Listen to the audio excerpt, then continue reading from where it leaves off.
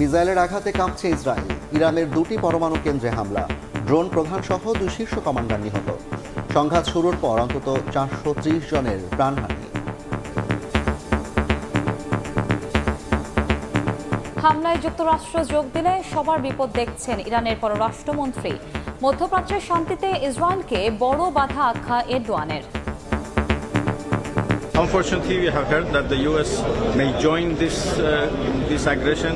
That would be very unfortunate, and I think that would be very, very dangerous for everybody. Bütün bu saldırılarıyla Netanyahu hükümeti bölgesel barışın önündeki দেখছিলেন প্রধান শিরোনাম। রাতের সময় সঙ্গে আছি আমি জাফর সাদিক এবং আমি কনক আজাদ। এবার অন্যান্য শীর্ষ সংবাদ। নির্বাচনে সরকারের নিরপেক্ষতা আশা বিএনপির। সংস্কারে একমত না হওয়া বিষয়ে সিদ্ধান্ত হবে সংসদে। সংস্কারের আগে ভোট হলে দ্বিতীয় ফ্যাসিবাদের আশঙ্কা জামায়াতের। আগে তো মাঝে মধ্যে আসতো, কিন্তু এখন ওইভাবে ওষুধ টষুধ কোনো কিছু দিতেছে না। এবার আমার মনে হচ্ছে সরকার অতটা সচেতন না। ডেঙ্গু চোখ রাঙালেও এডিস নিধনে ঢিলে ভাব। 2 সিটির বিরুদ্ধেই উদাসীনতার অভিযোগ। মন্ত্রণালয়গুলোর মধ্যে কাজের সমন্বয় নেই বলেন উপদেষ্টা শাখাওয়াত। জুলাই আগস্ট নাগাদ কমে আসবে মূল্যস্ফীতি। জ্বালানি খাতে হবে উন্মুক্ত টেন্ডার, জানালেন ফাউজুল কবির। বাজেটে কালো টাকা সাদা করার বিপক্ষে পরিকল্পনা উপদেষ্টা।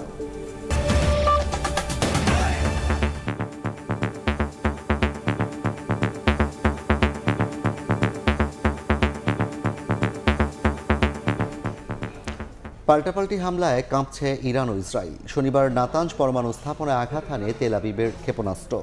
এদিন তাদের হামলায় ইরানের ড্রোন প্রধান সহ 2 শীর্ষ কমান্ডার প্রাণ হারিয়েছেন বলে দাবি করেছে ইসরায়েল। তেল আবিব সহ একাধিক স্থানে হামলা চালায় তেহরানও। এই অবস্থায় যতদিন প্রয়োজন হামলার হুঁশিয়ারি দিলেন বিনিয়ামিন নেতানিয়াহু। আর মার্কিন প্রেসিডেন্ট ডোনাল্ড ট্রাম্প বলেছেন, যুদ্ধ বন্ধে ইসরায়েলকে চাপ দেবেন না তিনি। টানা 9 দিন ধরে পাল্টাপাল্টি হামলা চালিয়ে যাচ্ছে ইরান ইসরায়েল।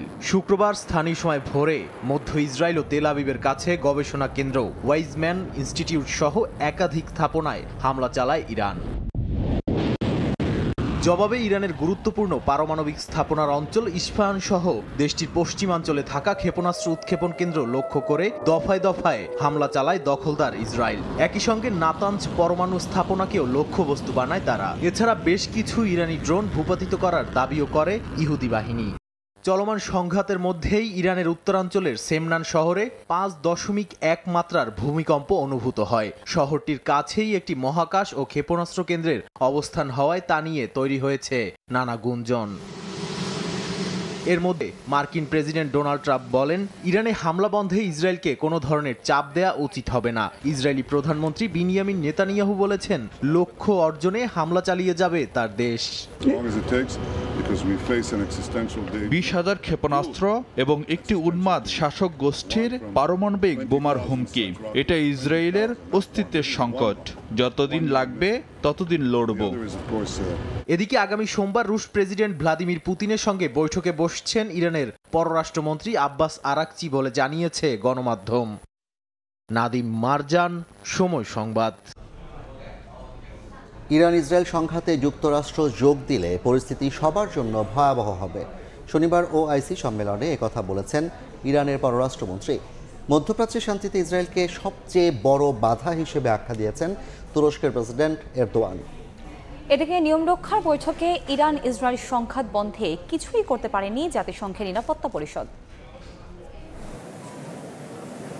ইরান ইসরায়েল সংঘাতের আগুন মধ্যপ্রাচ্য ছাড়িয়ে বিস্তৃত হচ্ছে ভূ রাজনৈতিক অঙ্গনে। এমন পরিস্থিতিতে ঐক্যের প্রক্রিয়া খুঁজতে শনিবার ইস্তাম্বুলের জরুরি সম্মেলনে বসে ইসলামিক সহযোগিতা সংস্থা ওআইসি। ইরানে হামলা চালানোয় ইসরায়েলের কড়া সমালোচনা করে তুরস্কের প্রেসিডেন্ট রিসেপ তাইপ এরদোয়ান বলেন, মধ্যপ্রাচ্যের শান্তিতে নেতানিয়াহুর সরকারই সবচেয়ে বড় বাধা। মুসলিম বিশ্বকে ঐক্যবদ্ধ হওয়ার আহ্বানও জানান এরদোয়ান।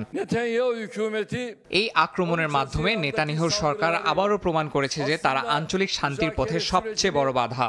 আমি ইরানের উপর ইসরায়েলের আক্রমণের তীব্র নিন্দা জানাচ্ছি। ওআইসি সম্মেলনে অংশ নেন ইরানের পররাষ্ট্রমন্ত্রী আব্বাস আরাকচি। সাইডলাইনে তিনি সাংবাদিকদের বলেন, হামলায় যুক্তরাষ্ট্র যোগ দিলে তা সবার জন্য বিপজ্জনক হবে। Unfortunately, we have heard that the U.S. may join this aggression, that would be very unfortunate, and I think that would be very, very dangerous for everybody. এদিকে ইরান ইসরায়েল পাল্টাপাল্টি হামলার মধ্যেই সংকট নিরসনের লক্ষ্যে বৈঠকে বসে জাতিসংঘের নিরাপত্তা পরিষদ। বৈঠকে ইসরায়েলের স্থায়ী প্রতিনিধি জানান, ইরানের পরমাণু হুমকি প্রতিহত না করা পর্যন্ত হামলা চলবে। আমরা যা করছি তা অনেক আগেই এই পরিষদের করা উচিত ছিল। আন্তর্জাতিক সম্প্রদায় যেখানে দ্বিধায় ভুগছে, আমরা সেখানে পদক্ষেপ নিচ্ছি। ইরানের পরমাণু হুমকি সম্পূর্ণভাবে ধ্বংস না হওয়া পর্যন্ত আমরা থামব না। সংঘাত বন্ধের করণীয় নির্ধারণের পরিবর্তে মিত্র ইসরায়েলের সুরেই কথা বললেন জাতিসংঘে নিযুক্ত মার্কিন প্রতিনিধি। No doubt that the United States continues to stand with Israel and supports its actions against Iran's nuclear ambitions. চলমান সংঘাতে ইরানকে প্রত্যক্ষভাবে সমর্থন না দিলেও ইসরায়েলি হামলার নিন্দা জানিয়েছে রাশিয়া ও চীন। দ্রুত অস্ত্রবিরতির তাগিদ দুই দেশের প্রতিনিধির। উত্তপ্ত পরিস্থিতি মোকাবিলায় আন্তর্জাতিক সম্প্রদায় ব্যর্থ হয়েছে বলে মনে করছেন বিশেষজ্ঞরা। ফারহাদ চৌধুরী, সময় সংবাদ।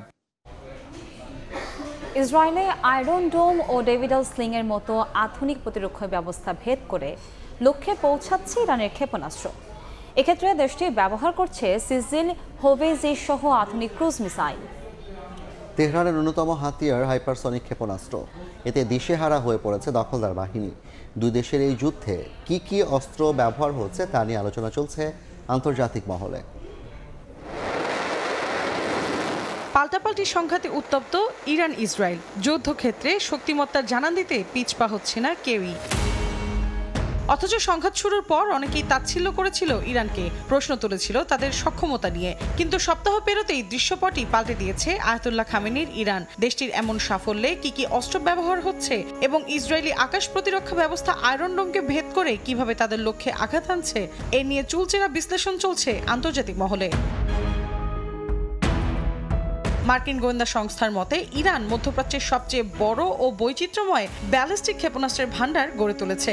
ইসরায়েলের সঙ্গে চলমান সংঘাত শুরুর আগে ইরানের কাছে ব্যালিস্টিক ক্ষেপণাস্ত্রের সংখ্যা ছিল প্রায় ৩,০০০। এর মধ্যে রয়েছে স্বল্প, মধ্য ও দূরপাল্লার ক্ষেপণাস্ত্র। এছাড়া হাইপারসনিক প্রযুক্তির ক্ষেপণাস্ত্র রয়েছে বলেও জানায় তারা। ইসরায়েলের হামলার পর দেশটিতে অপারেশন ট্রু প্রমিস 3-তে প্রথমবারের মতো দূরপাল্লার অত্যাধুনিক সিজিল ক্ষেপণাস্ত্র নিক্ষেপের দাবি করে ইরান। সিজিল ক্ষেপণাস্ত্রের অন্যতম বৈশিষ্ট্য হলো এর কঠিন জ্বালানি ব্যবহার। এই প্রযুক্তির কারণে এটিকে খুব অল্প সময়ের মধ্যে উৎক্ষেপণ করা সম্ভব হয়, ফলে যুদ্ধ পরিস্থিতিতে এটি তাৎক্ষণিক প্রতিক্রিয়ায় সক্ষম। ইরানের কর্মকর্তারা জানান, সিজিল ক্ষেপণাস্ত্রের পাল্লা প্রায় ২০০০ থেকে ২৫০০ কিলোমিটার, যা ইসরায়েল, উপসাগরীয় দেশ, এমনকি ইউরোপের কিছু অংশে পর্যন্ত পৌঁছাতে সক্ষম। এছাড়া ইরানের অস্ত্রভান্ডারে রয়েছে হোভেজি সহ বিভিন্ন ধরনের ক্রুজ ক্ষেপণাস্ত্র। ইসরায়েলের বিরুদ্ধে চলমান হামলায় এ ধরনের ক্ষেপণাস্ত্র ব্যবহার করেছে দেশটি।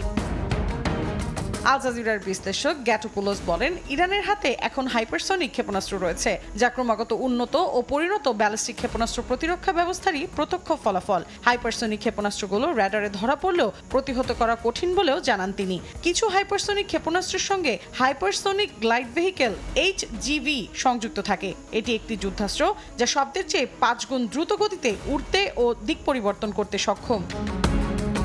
মৌসুমী সাথী, সময় সংবাদ। এবার অন্য প্রসঙ্গ। নির্বাচন প্রশ্নে সবাইকে ঐক্যবদ্ধ থাকার আহ্বান জানিয়েছেন বিএনপি নেতারা।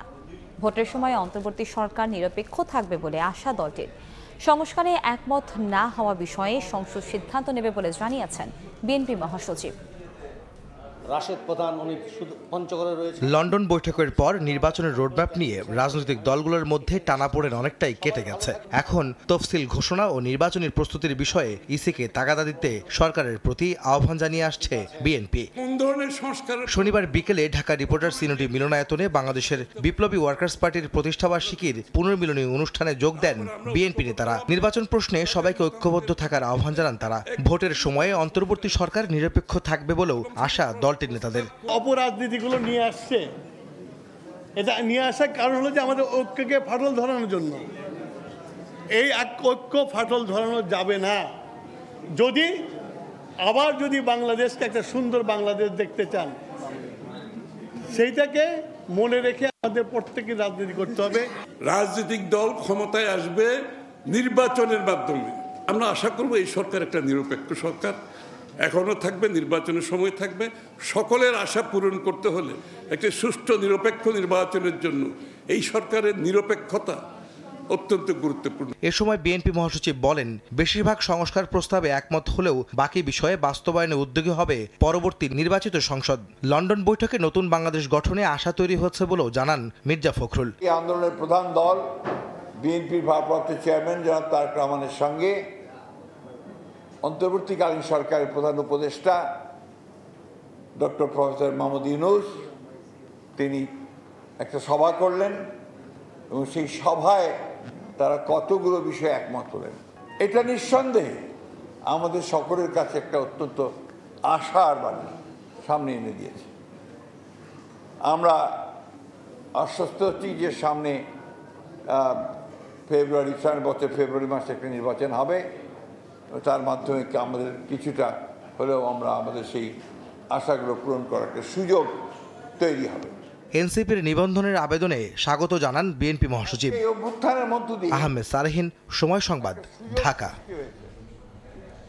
সংস্কারের আগে নির্বাচন হলে দ্বিতীয় ফ্যাসিবাদের জন্ম হবে বলে মন্তব্য করেছেন জামায়াত ইসলামের সেক্রেটারি জেনারেল অধ্যাপক মিয়া গোলাম পরওয়ার।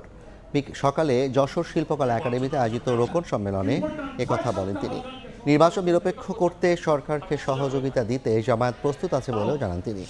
এদিকে বরিশালেও জেলা আইনজীবী সমিতি মিলনায়তনে সমাবেশ করে দলটি। এ সময় জাতীয় সংসদ নির্বাচনের তারিখ ঘোষণার আগে প্রশাসনে নিরপেক্ষ লোক বসানোর দাবি জানান নেতারা।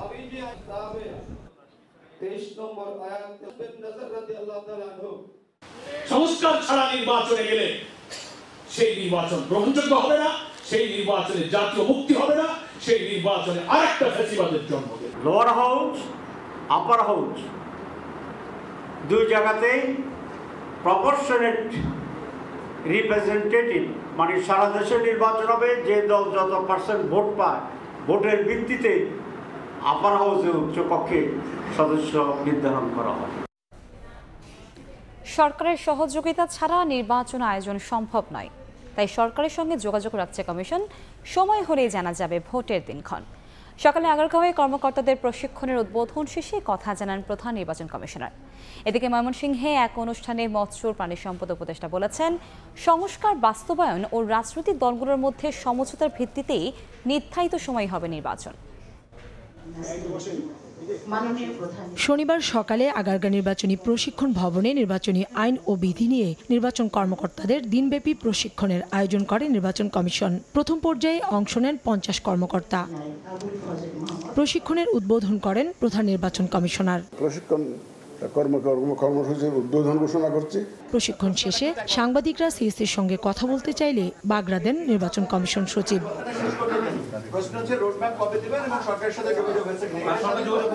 পরে সচিবের পরামর্শেই কথা বলেন সিএসি। জানান, নির্বাচন নিয়ে সরকারের সঙ্গে যোগাযোগ রাখছে কমিশন। যথাসময়ে জানানো হবে ভোটের দিনক্ষণ। যতই আপনি স্বাধীন বলেন না কেন ইসিকে, সরকার ছাড়া নির্বাচন করা সম্ভব, কারণ সরকারের সহযোগিতা নিয়েই তো আমাকে নির্বাচনটা করতে হবে। সিএসি আরও জানান, কর্মপরিকল্পনা অনুযায়ী কমিশনের কার্যক্রম চলছে। প্রয়োজনে সেখানেও পরিবর্তন আনা হবে। বিভিন্ন জনের মতামত নিয়েই আচরণবিধি এবং নীতিমালা চূড়ান্ত করা হবে বলেও জানান সিএসি। আমি রুটম্যাপ বলছি না, এটা আমাদের একটা কর্মপরিকল্পনা সেটা তো অবশ্যই আছে। এদিকে ময়মনসিংহে এক অনুষ্ঠানে মৎস্য ও প্রাণী সম্পদ উপদেষ্টা জানান, সংস্কার বাস্তবায়ন ও রাজনৈতিক দলগুলোর সঙ্গে সমঝোতার ভিত্তিতে নির্ধারিত সময়েই নির্বাচন হবে এবং রাজনৈতিক দলগুলোর সাথে একটা সমঝোতার মাধ্যমে একটা সুষ্ঠু সুন্দর একটা নির্বাচন দিয়ে তারপর একটা নির্বাচিত সরকার, যাকে জনগণ তাদের পছন্দ মতো সরকার গঠনের একটা প্রক্রিয়ার মধ্যে যেতে পারবে। একটি সুষ্ঠু ও সুন্দর নির্বাচন দিতে অন্তর্বর্তী সরকার কাজ করছে বলেও জানান উপদেষ্টা ফরিদা আক্তার। কাউসার চৌধুরী কুমু, সময় সংবাদ, ঢাকা। নিম্নকক্ষের আসনের ভিত্তিতে উচ্চকক্ষ হলে স্বৈরাচারী ব্যবস্থা পাকাপোক্ত হবে বলে মনে করেন নির্বাচন ব্যবস্থা সংস্কার কমিশনের প্রধান বদিউল আলম মজুমদার। রাজনীতিকরা বলছেন, নিম্নকক্ষ আসন ভিত্তিক ও উচ্চকক্ষ আনুপাতিক হলে ক্ষমতার ভারসাম্য থাকবে। বাংলাদেশ এখনও দ্বিকক্ষ সংসদের জন্য প্রস্তুত নয় বলেও মত অনেকের। সংসদের উচ্চকক্ষে ভোটের অনুপাতে আসন বন্টন নাগরিক ভাবনা শীর্ষক গোল টেবিল বৈঠকের আয়োজন করে নাগরিক কোয়ালিশন নামের একটি প্ল্যাটফর্ম, যেখানে অংশ নেয় বিভিন্ন সামাজিক, রাজনৈতিক ও সুশীল সমাজের প্রতিনিধি। শনিবার বিকেলে রাজধানীর আন্তর্জাতিক মাতৃভাষা ইনস্টিটিউটে আয়োজিত গোলটেবিল বৈঠকের শুরুতেই বক্তব্য দেন নির্বাচন ব্যবস্থা সংস্কার কমিশনের প্রধান বদিউল আলম মজুমদার। তিনি বলেন, নিম্নকক্ষের আসনের ভিত্তিতে উচ্চকক্ষ হলে ক্ষমতাসীন দলের আধিপত্য ও নিরঙ্কুশ হবে, যা স্বৈরাচারী ব্যবস্থাকে পাকাপোক্ত করবে। এটা ওই যে উচ্চকক্ষটা হবে নিম্নকক্ষেরই রেপ্লিকা, পুরোপুরি রেপ্লিকা, এবং দলের আধিপত্য আরও নিরঙ্কুশ হবে।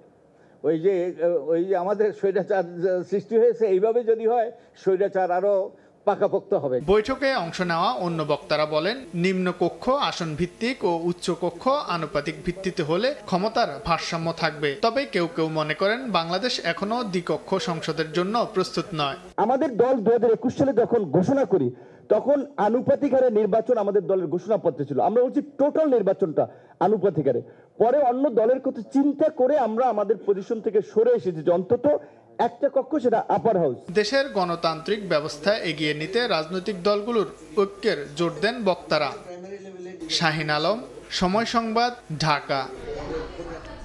রাতের সময় আরও থাকছে। এইচএসসির প্রশ্নপত্র চুরির ঘটনায় নওগাঁর ধামইরহাট থানা পরিদর্শনে শিক্ষা বোর্ড চেয়ারম্যান। ইতিহাস পরীক্ষার প্রশ্ন বাতিল, জড়িতদের শাস্তির দাবিতে মানববন্ধন। শিক্ষার্থীদের আন্দোলনের মুখে ঢাকা মেডিকেল কলেজের একাডেমিক কার্যক্রম বন্ধ ঘোষণা করেছে কর্তৃপক্ষ। পাশাপাশি রোববার দুপুর 12টার মধ্যে হল ছাড়ার নির্দেশনা দেওয়া হয়েছে। তবে দাবির পক্ষে দৃশ্যমান অগ্রগতি না হলে আন্দোলন স্থগিত বা হল না ছাড়ার ঘোষণা দিয়েছেন শিক্ষার্থীরা। জরাজীর্ণ ভবন, খসে পড়েছে ছাদের প্লাস্টার, এর নিচেই বসবাস শিক্ষার্থীদের। ঢাকা মেডিকেল কলেজের একমাত্র ছাত্রনিবাস শহীদ ডাক্তার ফজলে রাব্বি হলের দৃশ্য এটি, যেখানে বসে দেশের মানুষের স্বাস্থ্যসেবার তালিম নেন ভবিষ্যৎ চিকিৎসকরা। সেই টেবিলের ওপরে নিয়মিত খসে পড়ছে বড় বড় প্লাস্টার। ভবনের চতুর্থ তলার প্রায় প্রতিটি রুম, বারান্দা বা সিঁড়ির একই দশা। বাথরুমের অবস্থা আরও নাজুক, বেরিয়ে পড়েছে ছাদের সব রড। আহতের ঘটনাও ঘটছে প্রতিনিয়ত। হঠাৎ করে এই 5-6 কেজি ওজনের অংশটা আমাদের মাথার উপরে পড়ার সম্ভাবনা আছে। প্রতিনিয়ত দেখতেছি যে আমাদের টেবিলে পড়তেছে, আমাদের খাটে পড়তেছে, আমাদের বিছানায় পড়তেছে। আবাসনের বিকল্প ব্যবস্থা সহ 5 দফা দাবি বহুদিনের। দাবির মুখে বেশ কয়েক মাস আগে ভবনটি পরিদর্শনে আসে পিডব্লিউডি। তখনই ভবনটি মেরামতের অযোগ্য বলে মতামত দেয়া হয় বলে জানান শিক্ষার্থীরা। বিল্ডিংটা পরিদর্শনে আসার পর তারা পুরো বিল্ডিংটাই ঝুঁকিপূর্ণ ঘোষণা করে এবং 4 তলার যেটা চতুর্থ তলা সেটা মেরামতের অযোগ্য বলে তারা তৎক্ষণাৎ পরিত্যক্ত ঘোষণা করে। পরিত্যক্ত ঘোষণা হওয়ার পরেও আমাদের দেখা গেছে যে মৃত্যু ঝুঁকি নিয়ে প্রায় 7 মাস ধরে আমরা স্টে করছি। আন্দোলনের মুখে এবার ঢাকা মেডিকেল কলেজ অনির্দিষ্টকালের জন্য বন্ধ ঘোষণা করেছে কর্তৃপক্ষ। বন্ধ থাকবে একাডেমিক কার্যক্রম। রোববার দুপুর 12টার মধ্যে হল ছাড়তে হবে শিক্ষার্থীদের। শনিবার একাডেমিক কাউন্সিলের জরুরি সভায় এই সিদ্ধান্ত নেওয়া হয়। তবে দাবির পক্ষে দৃশ্যমান কোনো অগ্রগতি না হলে হল না ছাড়ার ঘোষণা দিয়েছেন শিক্ষার্থীরা। দাবি আদায়ের জন্য আমাদের আন্দোলন চলবে, আমাদের একাডেমিক কার্যক্রম বন্ধ থাকবে, বাট আমরা হলে থাকবো। দাবি আদায় না হওয়া পর্যন্ত আমরা হলে অবস্থান করব এবং আমাদের দাবিগুলো আমরা পূরণ করে ছাড়ব। শিক্ষা কার্যক্রম বন্ধ থাকলেও চালু থাকবে হাসপাতাল। হায়দার আলী, সময় সংবাদ, ঢাকা। ডাকসু নিয়ে এখনও দ্বিমুখী অবস্থানে ছাত্র সংগঠনগুলো। নির্বাচন কমিশন গঠনকে স্বাগত জানিয়ে গণতান্ত্রিক ছাত্র সংসদ ও ছাত্র শিবির দ্রুত তফসিলের দাবি জানালেও ভোটের পরিবেশ নেই বলে দাবি ছাত্র দলের। গঠনতন্ত্রে প্রার্থীর বয়সসীমা না রাখা নিয়ে সমালোচনা করছে গণতান্ত্রিক ছাত্র সংসদ ও ছাত্র শিবির। আর ছাত্র দলের অভিযোগ, কাউকে বিশেষ সুবিধা দিতেই নির্বাচন নিয়ে প্রশাসন তড়িঘড়ি করছে। শিক্ষার্থীদের নিরাপত্তা ও নির্বাচনের পরিবেশ নিশ্চিত করতে আন্তরিকতার ঘাটতি নেই বলে দাবি বিশ্ববিদ্যালয় প্রশাসনের। শাকির আহমেদের রিপোর্ট। গত 16 জুন ঢাকা বিশ্ববিদ্যালয় কেন্দ্রীয় ছাত্র সংসদ ডাকসু নির্বাচন পরিচালনার জন্য প্রধান রিটার্নিং কর্মকর্তা সহ 10 সদস্যের নির্বাচন পরিচালনা কমিটি চূড়ান্তভাবে অনুমোদন করে সর্বোচ্চ নীতি নির্ধারণী ফোরাম সিন্ডিকেট। নির্বাচন পরিচালনা কমিটি গঠনকে স্বাগত জানিয়ে দ্রুত তফসিল ঘোষণার দাবি বাংলাদেশ গণতান্ত্রিক ছাত্র সংসদ ও ইসলামী ছাত্র শিবিরের। তবে একটি সংগঠনকে বিশেষ সুবিধা দিতেই চূড়ান্তভাবে অনুমোদিত গঠনতন্ত্রে প্রার্থীর বয়সসীমা রাখা হয়নি বলে অভিযোগ তাদের। নির্দিষ্ট বয়সসীমা থাকাটা সাধারণ শিক্ষার্থীদের জন্য যারা আসলেই শিক্ষার্থীদের স্বার্থে কাজ করবে এটি জরুরি ছিল বলে আমরা মনে করি। দেরি করার যে প্রবণতা আমরা বিশ্ববিদ্যালয় প্রশাসনের ভেতরে দেখেছি সেই প্রবণতা যাতে আর ফিরে না আসে। নির্বাচন করবার জন্য বয়সকে কোনো লিমিটেশনের মধ্যে রাখবেন না, যখন আপনি উন্মুক্ত করে দিবেন তখন ওই যে যারা দীর্ঘদিন ধরে আদুবাই হয়ে বিশ্ববিদ্যালয়ে পড়ে আছে, বিশ্ববিদ্যালয়ে রাজনীতি করে নানা রকম সুবিধা নেওয়ার জন্য, তাহলে তারা এই সুযোগটি পাবে। কিংবা বিশ্ববিদ্যালয় প্রশাসন বলেন তার নির্দিষ্ট একটি রাজনৈতিক দলের কাছে, গোষ্ঠীর কাছে কেমন যেন জিম্মি হয়ে থাকে। এখনও ডাকসু নির্বাচনের পরিবেশ তৈরি হয়নি দাবি করে ছাত্রদল বলছে, কাউকে বাড়তি সুবিধা দিতেই এখনও শিক্ষার্থীদের নিরাপত্তা নিশ্চিত না করে ডাকসু নির্বাচন নিয়ে তড়িঘড়ি করছে বিশ্ববিদ্যালয় প্রশাসন।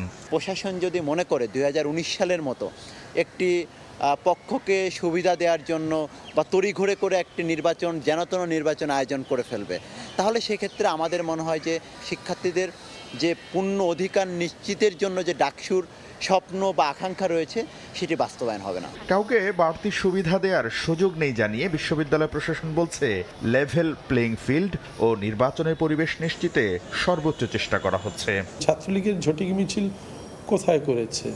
যেখানে করেছে সেটা কি ক্যাম্পাসের ভেতরের কোনো জায়গা? বিভিন্ন জায়গায় যে দুর্বলতা আছে সেগুলো শিক্ষার্থীরাই আমাদেরকে বলেন এবং এগুলো আমরাও নিজেরা ঘুরে ঘুরে দেখি, শিক্ষার্থীরা বলেন, আমরা সেগুলো মিট আপ করার চেষ্টা করছি। নিরাপত্তা নিশ্চিত করতে ক্যাম্পাসে সিসি ক্যামেরার সংখ্যা বাড়ানোর পাশাপাশি নানা উদ্যোগের কথা জানিয়েছেন প্রক্টর।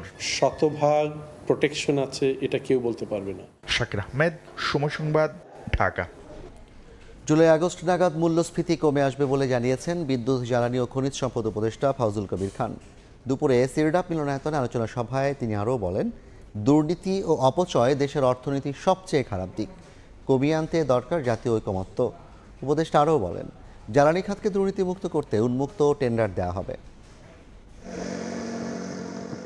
বিগত সরকারের আমলে অন্যতম দুর্নীতিগ্রস্ত খাত ছিল বিদ্যুৎ ও জ্বালানি। দরপত্র ছাড়াই বিদ্যুৎ কেন্দ্র নির্মাণের অনুমোদন দিতে করা হয়েছিল দায়মুক্তি আইন।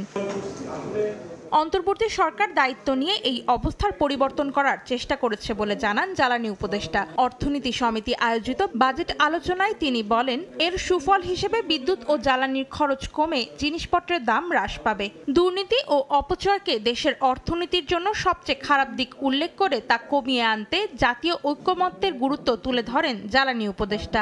এই যে মূল্যস্ফীতি নিয়ন্ত্রণের যে আমরা মনে করি যে এটা সঠিক পথে এগোচ্ছে। জুলাই আগস্ট নাগাদ এটাতে একটা সিগনিফিক্যান্ট ড্রপ আমরা দেখতে পাবো। এদিকে আলোচকেরা আসন্ন বাজেটের বিভিন্ন অসঙ্গতির কথা তুলে ধরে বলেন, বরাদ্দের চাইতে অর্থের সঠিক ব্যবহারের ওপর গুরুত্ব দিতে হবে। টোটাল হেলথ এক্সপেন্ডিচার জিডিপি যত পার্সেন্টেজ হওয়া উচিত সেটা যথেষ্ট কম। আনু মোহাম্মদ ভাই বলল যে ট্যাক্স জিডিপি বাড়ানো লাগবে না, এটা আমি ঠিক মনে করি না। কারণ আপনি যদি ট্যাক্স না বাড়ান তাহলে কি একটা গোষ্ঠী শুধু দেশে সম্পদ অর্জন করে সৃষ্টি করে নিজেরাই শুধু খাবে? সম্পদের সমবন্টন নিশ্চিত করার জন্য প্রগতিশীল কর ব্যবস্থা নিশ্চিত করার পরামর্শ দেন আলোচকরা। অন্তরা সেন, সময় সংবাদ, ঢাকা। বাজেটে কালো টাকা সাদা করার বিপক্ষে পরিকল্পনা উপদেষ্টা ডক্টর ওয়াহিদুদ্দিন মাহমুদ। গবেষণা প্রতিষ্ঠান র্যাপিড আয়োজিত বাজেট আলোচনায় তিনি কথা বলেন। এ সময় তৈরি পোশাক শিল্প মালিকরা বলেন, এলডিসি গ্র্যাজুয়েশন একটি প্রস্তুতহীন পরিকল্পনা, তারা এর জন্য প্রস্তুত নন। এর উত্তরণ মানসম্মানের ইস্যু নয়, বরং বাস্তবতা। তবে উত্তরণ পেছানোর বিপক্ষে বাণিজ্য সচিব। 2026 সালের নভেম্বরে স্বল্পোন্নত দেশের তালিকা থেকে উত্তরণ করবে বাংলাদেশ। আগের সরকারের তথ্য উপাত্তের উপর ভিত্তি করে এই উত্তরণের বিপক্ষে রফতানিমুখী শিল্প খাতের মালিকরা। র্যাপিড আয়োজিত বাজেট আলোচনায় তারা সাফ জানিয়ে দিলেন, এলডিসি গ্র্যাজুয়েশন প্রস্তুতিহীন পরিকল্পনা। তবে এ কথা মানতে নারাজ বাণিজ্য সচিব ও পরিকল্পনা উপদেষ্টা। এটি একটি প্রস্তুতিহীন পরিকল্পনা। আমরা কোনো মতেই এলডিসি গ্র্যাজুয়েশনের জন্য প্রস্তুত না। এখন নতুন করে যদি আবার 3 বছর বা 5 বছর চাওয়া হয়, সেটা এক ধরনের আবদার হতে পারে। এমন কোনো এক্সাম্পল নেই যে যারা বলেছে যে তারা চায় না এবং আমরা সেটা মেনে নিয়েছি। উত্তরণের জন্য। গ্র্যাজুয়েশন পরবর্তী দ্বিপাক্ষিক মুক্ত বাণিজ্য বা অগ্রাধিকারমূলক বাণিজ্য চুক্তি নিয়ে দর কষাকষির আগে বাংলাদেশকে শুল্ক কাঠামোতে পরিবর্তন আনার পরামর্শ দেন অর্থনীতিবিদরা। আমাদের উচ্চ শুল্ক আমরা আবার এফটি নেগোশিয়েট করতে যাচ্ছি। কাজে একটা অ্যাপ্রোচ হচ্ছে আগে ট্যারিফটাকে খানিকটা রেশনালাইজ করা, তারপরে এইসব নেগোসিয়েশনের মধ্যে যাওয়া। কিন্তু আমরা এখন পর্যন্ত সেরকম কোনো স্ট্র্যাটেজি দেখতে পারি নাই। এ সময় প্রধান অতিথির বক্তব্যে পরিকল্পনা উপদেষ্টা কালো টাকা সাদা না করার বিপক্ষে তার মতামত তুলে ধরেন। 1 কোটিও যদি সে দেখাতে না পারে 5 কোটি টাকা দিয়ে কিনেছে, তাহলে এটা থাকার তো কোনো দরকার নেই। কাজে এতই যখন আলোচনা হয়েছে তুলে দেওয়া হবে। আলোচনায় বাজেটের বিভিন্ন লক্ষ্যমাত্রার সমালোচনা করে বলা হয়, এবারে রাজস্ব আহরণের লক্ষ্যমাত্রা উচ্চাভিলাষী, যা অর্জন সম্ভব নয়। আমার কাছে মনে হচ্ছে এটা অতি উচ্চাভিলাষী। ইয়ানুর শিফাত, সময় সংবাদ, ঢাকা। আবারও কলম বিরতির ডাক দিয়েছে এনবিআর সংস্কার ঐক্য পরিষদ। জাতীয় রাজস্ব বোর্ড বিলুপ্ত করে জারি করা অধ্যাদেশ সংশোধনে গঠিত কমিটির গ্রহণযোগ্যতা নিয়ে প্রশ্ন তুলে এই কর্মসূচি পালনের ঘোষণা দেন তারা। সংবাদ সম্মেলনে জানানো হয়, এনবিআর চেয়ারম্যানকে অপসারণ করা না হলে আরও কঠোর কর্মসূচি দিতে বাধ্য হবেন তারা। 23 জুন সকাল 9টা থেকে দুপুর 12টা পর্যন্ত এনবিআরে অবস্থান কর্মসূচি ও কলম বিরতি পালন করবেন ঢাকার সব শুল্ক ও কর কর্মকর্তা কর্মচারীরা।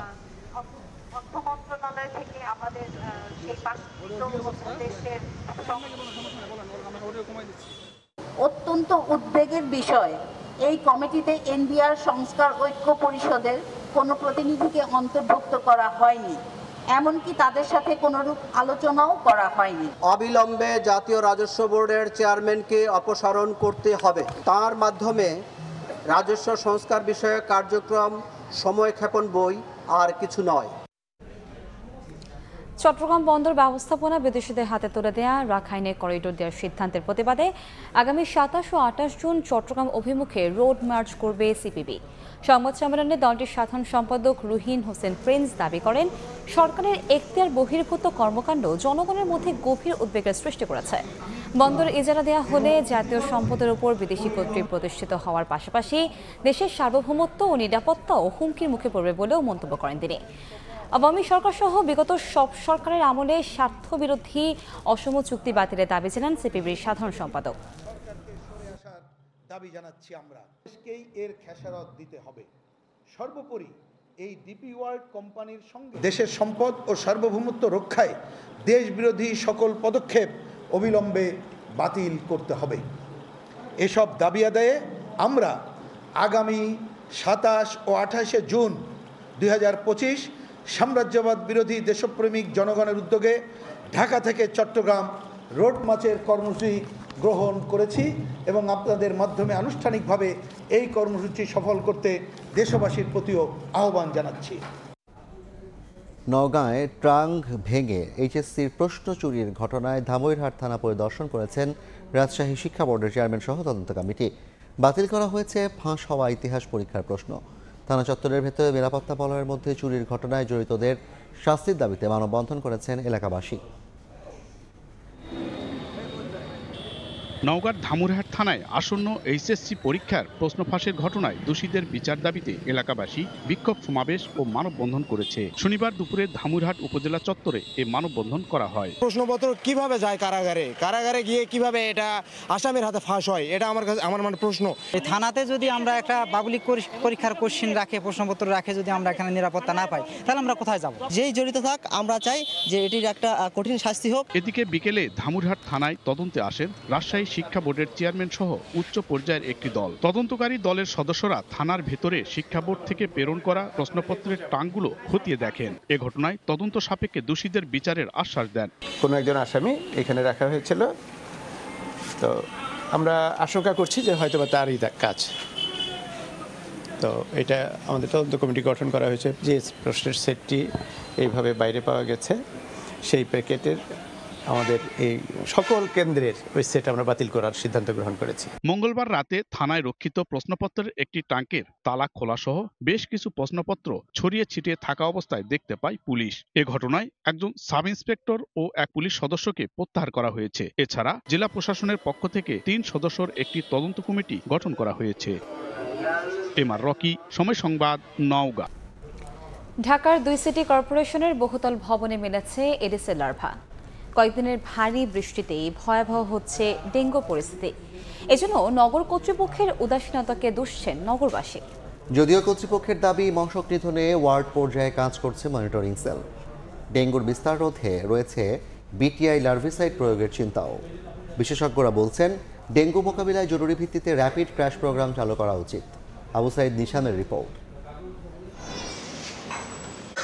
শখের ছাদ বাগানে ডেঙ্গুর প্রজনন ক্ষেত্র, টবে জমে থাকা পানি, প্লাস্টিক ড্রাম কিংবা অব্যবহৃত পাত্রে ভয়ঙ্কর এডিস মশার বিস্তার।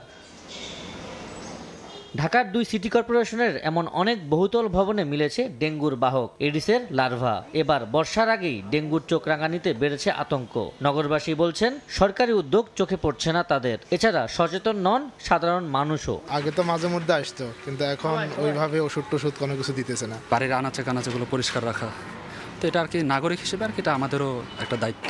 ডেঙ্গু চারিদিকে এবার হচ্ছে জানতে পারতেছি, কিন্তু এবার আমার মনে হচ্ছে সরকার অতটা সচেতন না। যদিও নগর কর্তৃপক্ষের দাবি মশক নিধনে ওয়ার্ড পর্যায়ে গঠন করা হয়েছে মনিটরিং সেল। ডেঙ্গুর বিস্তার রোধে বিটিআই লার্ভিসাইড প্রয়োগের চিন্তা করছে উত্তর সিটি কর্পোরেশন। দক্ষিণের প্রশাসকের কণ্ঠেও একই সুর। ছাদ বাগানে যে টবগুলো আছে সে টবের মধ্যে যদি আমি বিটিআই গ্র্যানুলসটা দিয়ে দিই তাহলে সেখানে সে প্ল্যান্টেরও কোনো ক্ষতি করবে না, আবার সেখানে মসকিটো হতে পারবে না। এটা আমাদের একটা নতুন এডিশন। ইনশাল্লাহ আমরা আগামী 3 মাসের মধ্যে এই প্রকিউরমেন্টে যাব। মশকের উচ্চ যেখানে উৎপাদন হয় সেটাকে বন্ধ করা যায়, এই জন্য আমরা মোবাইল কোর্ট করার জন্য আমাদের জনগণকে সচেতন করা হবে, একই সঙ্গে তাদেরকে কিছুটা হলো আইনের আওতায় নিয়ে আসা। পরিস্থিতি নিয়ন্ত্রণে জরুরি ভিত্তিতে র্যাপিড ক্র্যাশ প্রোগ্রাম চালুর পরামর্শ বিশেষজ্ঞদের। এডিস মশা যদি আমরা এখনই নিয়ন্ত্রণ করতে না পারি তাহলে এই বছর ডেঙ্গুর যে পরিস্থিতি সেটি ভয়াবহ হওয়ার একটি সম্ভাবনা আছে।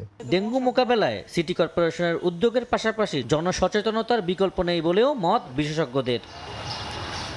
আবু সাইদ নিশান, সময় সংবাদ, ঢাকা। মন্ত্রণালয় ও সরকারের বিভিন্ন সংস্থার মধ্যে কাজের সমন্বয় নেই বলে মন্তব্য করেছেন নৌপরিবহন উপদেষ্টা শাখাওয়াত হোসেন। বিশ্ব হাইড্রোগ্রাফিক দিবস উপলক্ষে সকালে রাজধানীর সামরিক জাদুঘরে নৌবাহিনী আয়োজিত সেমিনারে একথা বলেন তিনি। এ সময় সমৃদ্ধ সামগ্রিক ব্যবস্থাপনা নিশ্চিতে সমন্বিত উদ্যোগের তাগিদ দিয়ে নৌ পরিবহন উপদেষ্টা বলেন, বাংলাদেশের মতো বিশাল সমুদ্র সীমা অনেক দেশেরই নেই, আর জাহাজের নিরাপদ চলাচল সামুদ্রিক সম্পদের টেকসই ব্যবহারের পাশাপাশি প্রতিরক্ষার ক্ষেত্রেও গুরুত্বপূর্ণ হাইড্রোগ্রাফিক তথ্য উপাত্ত। এ সময় সামুদ্রিক মৎস্য আহরণের ওপর জোর দিয়ে উপদেষ্টা বলেন, এ বিষয়ে কাজ করতে আগ্রহীদের প্রস্তাব বিবেচনা করবে সরকার। সেমিনারে নৌবাহিনী প্রধান অ্যাডমিরাল নাজমুল হাসান বলেন, যে কোনো ধরনের হুমকি থেকে দেশের সমুদ্র সীমা রক্ষায় বদ্ধপরিকর নৌবাহিনী।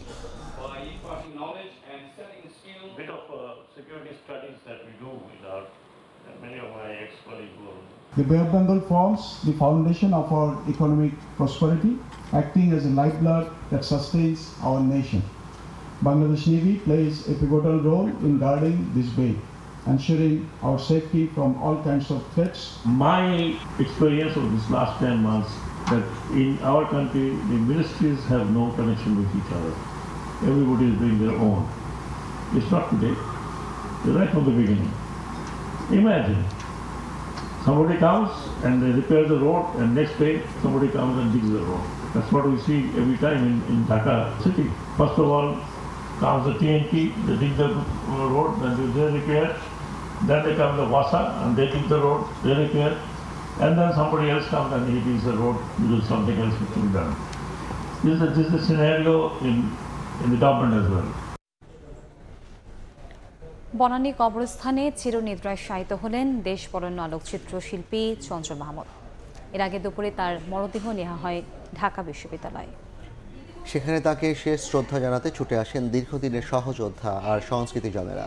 বাদ জোহর কেন্দ্রীয় মসজিদে চঞ্চল মাহমুদের জানাজা অনুষ্ঠিত হয়।